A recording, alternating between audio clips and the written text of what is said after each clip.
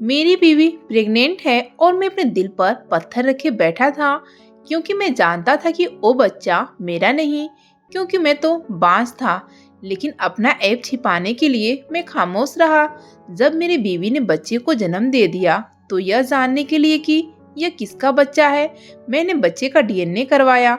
लेकिन सर पर आसमान टूट पड़ा और मुझे बीवी से नफरत होने लगी कि वो बच्चा तो मेरा नाम कमलेश है और मैं कंपनी में गार्ड की नौकरी करता हूँ, क्योंकि मैंने बड़ी मुश्किल से 3rd डिवीजन से हाई स्कूल पास किया था और उसके बाद आगे तक नहीं पढ़ पाया, क्योंकि मेरी जेब मुझे पढ़ाई का चोचला पालने की इजाज़त नहीं देती थी। मेरी पढ़ाई के हिसाब से मुझे अच्छी नौकरी मिली हुई थी और मैं इस पर इत्मीनान भी था।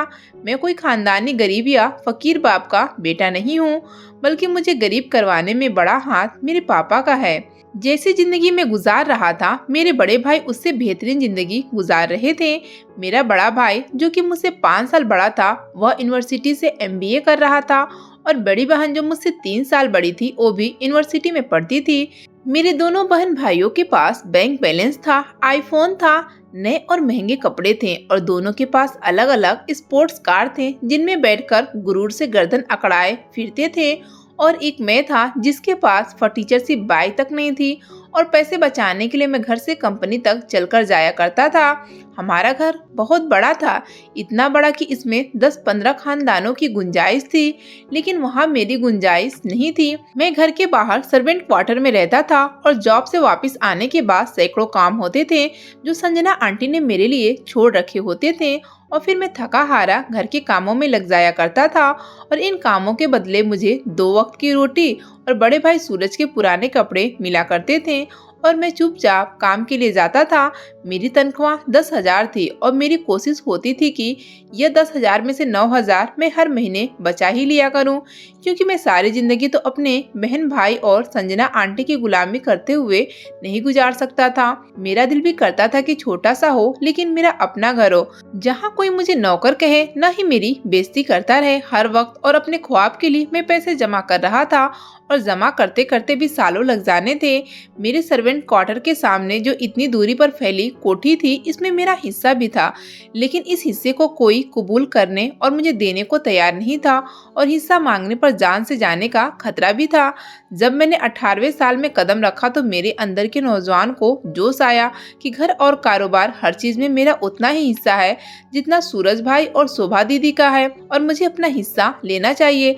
लेकिन जब मैंने अपने हिस्से की बात संजना आंटी से की तो उन्होंने बुरी तरह से मुझे धुतकार दिया था, लेकिन मैं अपनी बातों से पीछे नहीं हटा और उन्हें जिद में कह गया कि अगर वो मेरा हिस्सा मुझे नहीं देंगी तो मैं पुलिस में रिपोर्ट कराऊंगा और अदालत तक जाऊंगा। फिर उसी शाम पुलिस ने मुझे सड़क से उठा लिया था और वो सारी रात पुलिस का मार बर्दाश्त करते करते मैं मौत के करीब चला गया था। मेरे जिस्म के हर हिस्से पर पुलिस के दिए हुए जख्म थे और नीला पड़ चुके थे, क्योंकि मैंने संजना सिंह को धमकी दी थी और वो संजना सिंह जो शहर की जानी मानी बिजनेस वुमेन और सोशल वर्कर थी और जिसकी दी हुई भीख से ही पुलिस वालों की जेबें भरती रहती थी। तो वो कैसे पालतू कुत्ते न बनते और कैसे उसके इशारे पर मुझे बगैर किसी जुर्म के उठा न लेते। अगले दिन मुझे छोड़ दिया गया और पुलिस स्टेशन से निकलते ही मुझमें इतनी भी हिम्मत बाकी नहीं रही थी कि मैं एक कदम भी चल पाता। संजना आंटी ने एक एहसान किया था कि उस दिन कमल लाला, जो हमारे घर के पुराने नौकर थे, उनको पुलिस स्टेशन भेज दिया। मैं तो पुलिस स्टेशन से कदम बाहर रखते ही बेहोश हो गया था, तो कमल लाला ही मुझे उठाकर घर लाए थे और इनकी बीवी ने मेरे मरहम पट्टी कर दी थी। मेरा जोर जोर से टूट रहा था। उस दिन शाम को संजना आंटी मगरूर मुस्कुराहट के साथ मेरे क्वार्टर में आई थी और मेरी हालत देखकर हंसने लगी और कहने लगी, लड़के, तू मुझे धमकी दे रहा था और वो भी इस पुलिस और अदालत की, जिसे मैं जेब में लिए घूमती हूँ। कुछ रुपयों में बिक जाने वालों से मुझे डरा रहे थे। तो कहो अब कैसा महसूस हो रहा है? दिमाग से जवानी का जोश उतरा कि नहीं?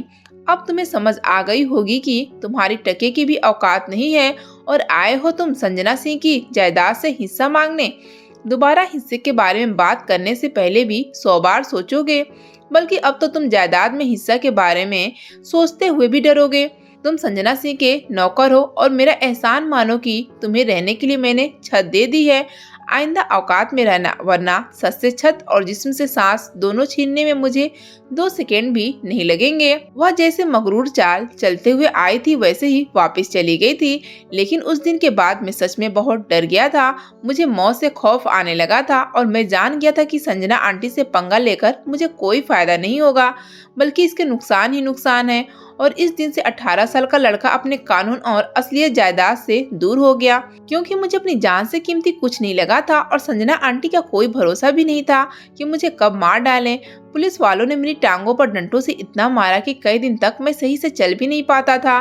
कमल लाला मुझे सहारा देकर चलने में मेरी मदद करते थे और रोज शाम को लॉन में मुझे वॉक करवाते ताकि मैं जल्द ठीक हो जाऊं। एक दिन मैं कमल लाला का सहारा लिए जब लॉन में वॉक कर रहा था तो सूरज भाई की गाड़ी शोर मचाते हुए घर में दाखिल हुई थी। वो गाड़ी से उतरकर अंदर जाने लगे कि मुझे देखकर रुक गए और सिर से पैर तक मेरा जायजा लेते हुए हंसने लगे थे और फिर बोले थे कि जब बंदा औकात से बाहर निकलने की कोशिश करता है तो उसे औकात में लाने के लिए यह सब करना पड़ता है ताकि अकल ठिकाने आ सके। कहो तो अब तुम्हारी अकल ठिकाने आ गई होगी, अगर न आई तो मैं लाऊंगा। मेरी बेइज्जती हर रोज इस घर में हुआ करती थी क्योंकि मैं अनाथ था, ना मेरा बाप था और ना ही मेरी माँ, और अनाथ की जिंदगी ऐसे ही होती है। संजना आंटी मेरे पापा की सेक्रेटरी हुआ करती थी और फिर मेरे पापा की बीवी बन गई। मेरी मम्मी और पापा ने लव मैरिज की थी और फिर मेरा जन्म हुआ। मेरे माँ बाप मुझसे बहुत प्यार करते थे और हमारी जिंदगी बिल्कुल किसी ख्वाब जैसी थी। हमारा बड़ा सा घर, लाड उठाने वाले पापा और प्यार करने वाली मम्मी। मेरी कोई ऐसी ख्वाहिश न थी जो पूरी न हुई। मेरी हर ख्वाहिश पापा मेरे मुंह से निकलने से पहले ही पूरी कर लिया करते थे। हम बहुत अच्छी जिंदगी गुजार रहे थे, लेकिन फिर अचानक से हमारी जिंदगियों में बहुत बड़ा तूफान आ गया। बल्कि तूफान नहीं, क़यामत टूटी थी हम पर और हमें तबाह व बर्बाद कर गई थी। कुछ ऐसा हुआ था कि हमारी जिंदगी अचानक से बदल गई। मैंने सोचा भी नहीं था कभी ऐसा हो सकता है। किस्मत इतना बड़ा खेल हमारे साथ खेल सकती थी, और खासकर मैं जिसने अभी दुनिया को समझा भी नहीं था, और मेरी दुनिया ही उजड़ गई। मेरा ऐसा कौन सा गुनाह था जिसकी मुझे इतनी बड़ी सजा मिली थी? और पापा कहते थे कि सजाएं नहीं होती हैं, ये आजमाइशें होती हैं। और मैं अक्सर सोचा करता था कि 10 साल के बच्चे पर ऐसी कौन सी आजमाइश थी कि उससे उसकी स्वर्ग ही छीन ली गई। आखिर क्यों आई थी आजमाइश जिसने न सर पर आसमान छोड़ा था, न पैरों तले जमीन रहने दी थी। मुझे लगा था मैं बेआसरा और बेसहारा हो गया हूँ, लेकिन फिर पापा ने मुझे अपने सीने से लगा लिया था। तूफान उनकी जिंदगी को भी बहाकर ले गई। क़यामत उन पर भी टूटी थी, आसमान उन पर भी टूट कर गिरा था, जमीन उनके पैरों तले से भी निकल गई थी, लेकिन वो खुद को संभाले हुए थे।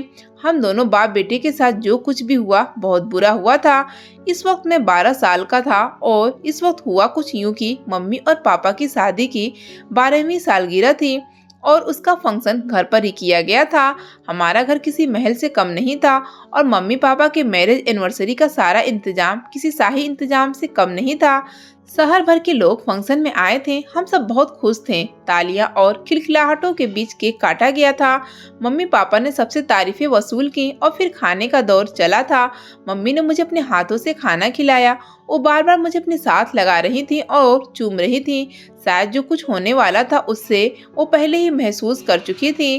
फंक्शन में लोगों की भीड़ और गानों की आवाज जारी था। मेरी मम्मी अस्थमा की मरीज थी। लोगों की भीड़ में उनका सांस घुटने लगता था। वो फंक्शन छोड़कर छत की तरफ चली गई और अभी कुछ देर ही गुजरे थे कि एक जोरदार चीख के साथ कुछ धड़ाम से गिरने की आवाज आई। सब आवाज की तरफ भागे थे और सामने का मंजर देखकर सबकी चीखें निकल गईं। मेरा नन्हा दिल तो कांप उठा था और पापा लड़खड़ाते कदमों से इस तरफ भागे थे जहां वह खून से लथपथ पड़ी थी। कुछ देर पहले जो चीख सुनाई दी थी वो मेरी माँ की थी और वो जो आवाज आई थी वो मम्मी के गिरने की थी। मम्मी छत से गिर गई थी और हमारे घर की छत बहुत ऊंची थी, इससे गिरकर बचने के चांस नहीं थे। फंक्शन में से कुछ लोगों ने पापा के साथ मिलकर मम्मी को उठाया और गाड़ी में डालकर अस्पताल ले गए थे और मैं 10 साल का कमलेश अपनी माँ को यूं खून में डूबा देखकर सदमे में चला गया था। और तब पापा की सेक्रेटरी संजना आंटी ने मुझे गले से लगाया और कमरे में ले गई, मुझे तसल्ली दी और मोहब्बत भरी लोरी सुनाकर सुला दिया था। और फिर मेरी आंखें खुली तो मुझे रोने चीखने की आवाजें आ रही थी। मैं कमरे से निकलकर नीचे आया तो वहाँ मेरी मम्मी कफन में लिपटी हुई थी और मेरे पापा उनके सिरहाने बैठे रोए जा रहे थे। इस वक्त पापा की हालत रो रो कर खराब हो चुकी थी और अपनी माँ को यूं देखकर मैं जान चुका था कि माँ हमेशा के लिए जा चुकी है। और आज के बाद मैं माँ को कभी नहीं देख पाऊंगा। मेरी माँ का अंतिम संस्कार कर दिया गया था। काफी दिन तक पापा होशो हवास में नहीं थे और इस दौरान मेरे साथ साथ संजना आंटी साय की तरह रही थी। इस वक्त मैं गहरे सदमे में चला जाता अगर वो मेरा ख्याल भी न रखती। वो सब कुछ भूल भाल कर बस मेरे लिए हमारे घर में रुकी हुई थी। मेरे खाने पीने सोने सबका ख्याल वही रखती थी और साथ में वो कारोबार के मामला भी देख रही थी, क्योंकि पापा इस पोजीशन में नहीं थे। संजना आंटी का एक पाँव हमारे घर में था तो एक पाँव अपने घर में और एक पाँव ऑफिस में। इन दिनों वो सारे मामला अकेले संभाल रही थी और उनके माथे पर एक सिकन तक न देखी थी। मैंने और फिर उनकी कोशिशों से पापा भी आखिरकार सदमे से निकल आए थे और संजना आंटी के एहसानमंद थे, जिन्होंने मुश्किल की घड़ी में उनका इतना साथ दिया और मुझे संभाला। मैंने भी पापा से कह दिया था कि अगर मम्मी के बाद संजना आंटी ना होती तो मैं भी मम्मी के पास अब तक जा चुका होता। पापा मेरी बात सुनकर तड़प गए थे और मुझे सीने से लगा लिया था। वो संजना आंटी का जितना भी शुक्र अदा करते कम था और फिर मैं तो हर वक्त संजना आंटी करने लगा। मुझे 24 घंटे उनकी जरूरत रहने लगी थी, लेकिन वो हर वक्त मेरे पास नहीं हो सकती थी। लेकिन मैं उनका आदी सा हो गया। वो मम्मी के बाद मुझे मम्मी जैसी ही लगती थी। वो मेरे स्कूल टीचर से मेरा रिपोर्ट कार्ड लेने आती थी। वो मेरे लिए अपने हाथों से मजे मजे के खाने बनाकर भेजा करती थी और मुझे तोहफा भी भेजा करती थी। संजना आंटी मुझे बहुत अच्छी लगती थी और मैं हर वक्त पापा के सामने उनकी तारीफ करने लगता था। मम्मी को मरे हुए 1 साल हो चुका था और इस तरह संजना आंटी ने मुझे माँ का प्यार मिला था। और तभी पापा के एक दोस्त ने पापा को राय दिया कि वह संजना आंटी से शादी कर ले, क्योंकि मुझे एक माँ की जरूरत है और मेरे लिए संजना आंटी से अच्छी माँ कोई नहीं हो सकती थी। पापा ने मुझसे पूछा तो मैंने खुशी का इजहार करते हुए पापा को फौरन से संजना आंटी से शादी करने को कहा। मेरे लिए इससे अच्छी बात और क्या हो सकती थी कि संजना आंटी हर वक्त मेरे पास रहती और हर वक्त मुझे प्यार करती। लेकिन फिर एक मसला था कि जैसे मैं अपने पापा का बेटा था तो संजना आंटी के भी 2 बच्चे थे। बड़ा बेटा सूरज जो 16 साल का था और बेटी शोभा 14 साल की थी। संजना आंटी तलाकशुदा थी और जॉब करके अपना और अपने बच्चों का पेट पालती थी, क्योंकि तलाक के बाद उनके माँ बाप ने उन्हें अपने घर में रखने से इनकार कर दिया था, क्योंकि इस तरह फिर उनकी दूसरी बेटियों की जिंदगी पर भी असर पड़ता। संजना आंटी का तलाकशुदा होना और 2 बच्चों की माँ होना कोई इतनी बड़ी बात तो न थी। थोड़ा सोच विचार के बाद पापा मान गए। संजना आंटी से बात की, जिन्होंने पहले तो इनकार किया, लेकिन फिर मेरे बार बार कहने पर वो मान गई और फिर एक दिन वो पापा की बीवी और मेरी माँ बनकर हमारे घर में आ गई। मैं बहुत खुश था, क्योंकि मुझे सिर्फ माँ ही नहीं मिली थी बल्कि 2 बहन भाई भी मिल गए थे। संजना आंटी के आने से जैसे घर में रौनक आ गई थी। शुरू में सूरज भाई और शोभा दीदी खामोश से रहते, लेकिन फिर वो भी घुल मिल गए थे। संजना आंटी मुझसे मोहब्बत करती थी और पापा सूरज भाई और शोभा दीदी का ख्याल रखने की पूरी कोशिश करते थे। हमारा घर एक बार फिर स्वर्ग बन चुका था। शायद हमें खुशियाँ रास नहीं आती थी, क्योंकि इन खुशी भरी रंगों में एक बार फिर से भंग पड़ चुका था। मेरी जिंदगी एक बार फिर से वापस उसी स्टेज पर जा खड़ी हुई थी जब मम्मी चली गई थी, और इस क्यामत के बाद लगता था कि अब कोई क्यामत हमें हिला भी नहीं सकती। लेकिन इस बार जो क्यामत हम पर टूटी थी उसने मुझे अंदर से हिला कर रख दिया था। वह कुछ यूँ था कि जिंदगी अच्छी भली गुजर रही थी। संजना आंटी और पापा की शादी को 4 साल हो चुके थे और इन 4 सालों में न मुझे संजना आंटी से कोई शिकायत रही थी, न ही पापा को। वो एक अच्छी माँ और अच्छी बीवी और बेस्ट वर्किंग वुमेन थी। इनके दिल में प्यार ही प्यार था और सबसे ज्यादा प्यार तो मेरे लिए था। मैं उनका लाडला बेटा था। लेकिन फिर एकदम सब कुछ तब बदला जब अचानक से पापा की तबीयत खराब होने लगी थी और एक दिन पापा की तबीयत में मामूली से बदलाव आई और फिर अचानक से उनका देहांत हो गया। मम्मी की मौत की तरह पापा की मौत भी अचानक थी और पापा की मौत ने 7 आसमान सर पर तोड़ डाले थे। मुझे पापा की कही बात याद आई कि कुछ दर्द आजमाइश होते हैं, तो क्या आजमाइश के लिए सिर्फ मैं ही चुना गया था? पहले माँ को छीन लिया गया और अब पापा को भी मुझसे दूर कर दिया गया। मैं मम्मी की मौत के बाद इस दिन फिर से रोया था और बहुत रोया था। लेकिन हैरत अंगेज बात ये कि आज मेरे पास संभालने वाला और मेरे आंसू साफ करने वाला कोई नहीं था। संजना आंटी के दुख को भी मैं समझता था। उन्होंने भी मेरी तरह दूसरी बार किसी अपने की जुदाई बर्दाश्त की थी। जब मम्मी मरी तो तब मैं बहुत छोटा था, लेकिन अब मैं थोड़ा बड़ा और ज्यादा समझदार हो चुका था। कुछ दिन बाद मैं खुद ही संभल गया और अपने कमरे से निकलकर संजना आंटी के कमरे की तरफ गया था। मैं कुछ वक्त उनके साथ गुजारना चाहता था। इनके कमरे का दरवाजा खुला हुआ था, लेकिन उनके कमरे के पास पहुंचकर अंदर से आती आवाज सुनकर रुक गया था। और फिर जो कुछ मैंने सुना और देखा, मेरे पैरों तले से जमीन निकल गई। मेरे साथ इतना बड़ा धोखा हो चुका था, ना मुझे ना पापा को पता चल सका। संजना आंटी के कमरे से सोफे पर टांग रखे बैठे मर्द को मैं पहचान चुका था। इसकी तस्वीर कई बार मैंने शोभा दीदी के पास देख रखी थी। अंदर बैठा वो मर्द शोभा दीदी और सूरज भाई का बाप और संजना आंटी का पहला पति था, जिसने उन्हें तलाक देकर घर से निकाल दिया और संजना आंटी पर बहुत जुर्म भी करता था। लेकिन वो जैसे उनके साथ बातें कर रही थी, इससे तो वो दोनों महबूब और महबूबा लग रहे थे। और तभी बहुत बड़े बड़े राज का खुलासा हुआ। पहला बड़ा और भयानक राज मेरी माँ की मौत थी। मेरी माँ का मरना हादसा नहीं था, बल्कि ये सब कुछ पहले से प्लान था संजना आंटी का। उन्होंने मेरी माँ को छत से धक्का देकर फेंका था और फिर अपनी जुबान में चाशनी घोलकर उनकी जगह ले ली थी। और दूसरा भयानक राज मेरे पापा की मौत थी, और वो मौत नहीं बल्कि कत्ल था। संजना आंटी मेरे पापा को स्लो पॉइजनिंग दे रही थी ताकि सांप भी मर जाए और लाठी भी ना टूटे। और फिर पापा मर गए और संजना आंटी ने सारी दौलत हथिया ली जिसके लिए वो आई थी। फिर कुछ दिन होते ही उन्होंने अपने बच्चों के बाप और पहले पति से शादी कर ली और मुझे मेरे आलीशान महल जैसे घर से निकालकर सर्वेंट क्वार्टर में पटक दिया, क्योंकि इससे ज्यादा वो मेरे लाड नहीं उठा सकती थी। जिस मकसद के लिए वो मेरे साथ प्यार का ढोंग रचा रही थी, वो पूरा हो चुका था और अब वो मेरे पापा की मेहनत से बनाई जायदाद की वारिस बन चुकी थी, जिस पर वो अपने बच्चों और पति के साथ राज कर रही थी। और एक मैं जिसका वो सब कुछ था, नौकरों से भी बदतर जिंदगी गुजारने पर मजबूर था। और लाडो में पला कमलेश एक गार्ड की नौकरी कर रहा है और जो नौकर थे वो ऐश की जिंदगी जी रहे थे। इन्हीं दिनों कमल लाला और उनकी बीवी बहुत परेशान रहने लगे। पूछने पर पता चला कि उन्हें काम की वजह से यहाँ रहना पड़ता है और पीछे उनकी बेटी को मोहल्लों के लफंगे तंग करते हैं। मैंने कमल लाला से कहा कि वो अपनी बेटी को यहाँ ले आए, लेकिन वो संजना आंटी के डर से उन्हें नहीं ला सकते थे। और फिर कमल लाला ने अनहोनी सी बात की। उन्होंने कहा कि मैं उनकी बेटी से शादी कर लूं, वो मेरे साथ सर्वेंट क्वार्टर में भी खुश रह लेगी और उनकी नजरों के सामने भी रहेगी। मैं अपना घर बनाकर ही शादी करना चाहता था, लेकिन फिर मैं मान गया और संजना आंटी से बात की तो उन्होंने बेपरवाही जाहिर की। उन्हें मुझसे वैसे भी कोई दिलचस्पी नहीं थी, चाहे मैं जो भी करता। और फिर एक दिन सादगी से मेरा और कमल लाला की बेटी ऐश्वर्या का शादी हो गया। ऐश्वर्या अपने नाम की तरह ही बेहद खूबसूरत थी। मैं तो उसे देखते ही दिल हार चुका था और फिर वो मेरी बीवी बन गई थी, तो मुझे अपनी किस्मत पर नाज हो रहा था। वो बेहद मासूम और भोली भाली सी थी। वो मेरी 10,000 तनख्वाह में भी खुश थी और अब घर में मेरे हिस्से के काम वो कर दिया करती थी और मैं थका हारा आता तो आराम करता था। ऐश्वर्या के मेरी जिंदगी में आने से मेरी जिंदगी एक सुकून और खुशहाल हो गई थी। मुझे ऐश्वर्या से मोहब्बत क्या हुई कि हर शख्स के लिए मेरे दिल में मौजूद नफरत खत्म होती चली गई। मेरी कोशिश थी कि मैं जल्द से जल्द अपना घर लेकर ऐश्वर्या को लेकर चला जाऊं और अपनी खुशियों भरा आशियाना बसाऊं, लेकिन मुझे सच में खुशियां रास नहीं आती थी। मेरी जिंदगी में खुशियों की उम्र बहुत कम थी और क़यामतें बहुत ज्यादा थी, जो थोड़ा वक्त लेकर मेरी जिंदगी पर टूट पड़ती थी। और इस बार तो मेरी इज्जत और मेरी मर्दानगी बुरी तरह से कुचली गई थी।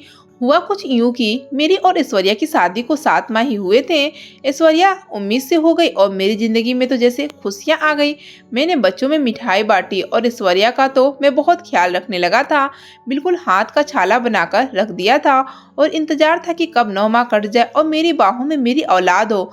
लेकिन फिर सब कुछ बदल गया। मेरे अंदर से सारी खुशी तब खत्म हुई जब एक दिन अटैची में से कुछ निकालते हुए मेरे हाथ में बरसों पुरानी वो मेडिकल रिपोर्ट्स और दवाइयों के खाली पैकेट आ गए। जब पुलिस वालों ने मुझे मारा था और जब मैंने रिपोर्ट्स पर यूं ही सरसरी नजर डाली तो उनमें एक रिपोर्ट देखकर मेरे पैरों तले से जमीन निकल गई। मैंने आंख मल मल कर कई बार रिपोर्ट को देखा और भगवान से प्रार्थना की यह बस मेरी नजर का धोखा हो। और जाकर मैंने डॉक्टर को चेकअप करवाया तो सब कुछ सच साबित हुआ। मैं बाप नहीं बन सकता था और यह नुकसान पुलिस वालों के बेइंतहा मारने के वक्त हुआ था, जिससे मैं अनजान था। और काश अनजान ही रहता कि अगर मैं बाप बनने के लायक नहीं था तो कैसे मेरी बीवी ऐश्वर्या प्रेग्नेंट थी। मुझे कुछ समझ नहीं आ रहा था कि मैं क्या करूं। अगर मैं ऐश्वर्या से बात करता तो मेरी कमजोरी पता चल जाती और मर्द के लिए यह बात बहुत बड़ी शर्मिंदगी की होती है। मैं दिल पर पत्थर रख खामोश रहा। अगर मैं बांस था तो वो बच्चा था किसका? और ऐश्वर्या इतनी मासूम और भोली भाली लगती है, उसने कैसे मेरे साथ और हमारे रिश्ते के साथ बेईमानी की थी, जिसका नतीजा उसकी कोख में पल रहा था। मेरे अंदर तूफान उठा हुआ था और मैं खुद को शांत रख रहा था। कुछ माह यूं ही गुजरे और फिर बच्चा पैदा हो गया। वो बेटी थी जिसे देखकर ऐश्वर्या बहुत खुश हुई थी और मेरी तरफ बढ़ाया था उसे, लेकिन मैं वहां से गुस्से से निकल आया और फिर मैंने बच्चे का डीएनए करवाने का सोचा और फिर करवा भी दिया। लेकिन डीएनए की रिपोर्ट देखकर मुझे ऐश्वर्या के चेहरे से बेइंतहा नफरत हुई थी, क्योंकि वो बच्चा इस शख्स का था जिसको लेकर पिछले कुछ दिन से मुझे शक हो रहा था। मैंने दिमाग को ठंडा रखकर पिछले कुछ दिनों से मामले की जांच शुरू कर दी थी और तब मुझे पता चला कि ऐश्वर्या तो कभी भी घर से बाहर नहीं निकलती। और तब मेरा पहला शक घर के भेदी की तरफ गया और मेरा शक ठीक था, वो बच्चा सूरज भाई का था। ऐश्वर्या ने सूरज भाई के साथ मिलकर मेरी पीठ में छुरा घोंपा था। मैंने ऐश्वर्या का भयानक चेहरा देख लिया और अब उसके माँ बाप को भी दिखाना चाहता था, लेकिन इससे पहले ऐश्वर्या से बात करना था। मैंने ऐश्वर्या को सच बता दिया कि मैं बाप नहीं बन सकता। तब ऐश्वर्या ने रोते हुए मुझे सारी बात बताई कि वो मेरी जगह काम करने एक दिन शाम के वक्त कोठी के अंदर गई तो संजना आंटी और शोभा दीदी घर पर नहीं थी, सिर्फ सूरज भाई थे। तो मौके का फायदा उठाते हुए ऐश्वर्या को अपने कमरे में लॉक कर दिया और फिर अपनी जरूरत पूरी की और साथ डरा भी दिया कि वह मुझे मार डालेगा अगर वो किसी को बताएगी। ऐश्वर्या बहुत रो रही थी और मुझसे माफी मांग रही थी और मैं खुद को बेबस महसूस कर रहा था। मैं इन कमीनों माँ बच्चों के खिलाफ कुछ करना चाहता था, मगर कैसे? और तभी मुझे एक एनजीओ का पता चला जो औरतों को इंसाफ दिलवाती हैं और फिर मैंने इस एनजीओ से बात किया और उन्हें अपनी सारी हाल बता दी। एनजीओ की ओनर एक अधेड़ उम्र की औरत थी जिसने हमारा साथ देने का वादा किया और फिर सूरज पर रेप केस कर दिया और मीडिया के जरिए बात इतनी फैलाई कि पुलिस को सूरज को गिरफ्तार करना पड़ा। संजना आंटी ने मुझे डराया धमकाया, लेकिन अगर मैं अब डर जाता तो सूरज को रोज रोज मेरी बीवी की इज्जत लौटने का मौका मिल जाता। और वैसे भी केस मीडिया ने इतना हाईलाइट कर दिया था कि अब संजना आंटी हमें नुकसान पहुंचाना भी अफोर्ड नहीं कर सकती थी। अब केस मजबूत था और तभी साथ मैंने अपने माँ बाप के कत्ल का मुकदमा भी दर्ज करवा दिया, जिसके गवाह कमल लाला खुद थे। उन्होंने संजना आंटी को मेरी मम्मी को छत से धक्का देते हुए देखा था, लेकिन फिर संजना आंटी के डराने पर कुछ न बोले। और दूसरा गवाह वो डॉक्टर था जिसके जरिए संजना आंटी मेरे पापा को स्लो पॉइजन देती थी। वो डॉक्टर डराने धमकाने पर गवाह बन गया और उसने संजना आंटी और उनके पति दोनों के खिलाफ गवाही दी, जिनके कहने पर उसने ये सब कुछ किया था। हमारा पासा एकदम से ही पलटकर काफी वजनी हो चुका था और इसमें सबसे बड़ा हाथ मीडिया का था। वह पुलिस वाले जो संजना आंटी के पालतू कुत्ते थे।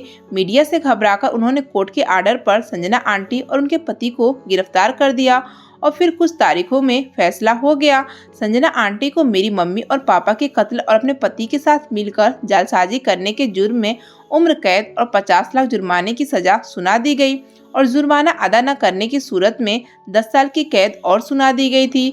और सलमान ऐश्वर्या के साथ ज्यादती करने और उसे जान से मार डालने की धमकी देने के जुर्म में सजाए मौत दी गई। संजना आंटी की बेटी शोभा ने इतनी बेइज्जती से तंग आकर खुदकुशी कर ली थी। जालिम अपने अंजाम को पहुंच चुके थे। जुल्म की रात चाहे कितनी भी गहरी क्यों ना हो, इंसाफ का उजाला जरूर होता है और मेरी जिंदगी में भी वह उजाला आ गया था। मुझे मेरा वो सब कुछ वापस मिल गया था जो मुझसे कभी छीन लिया गया था।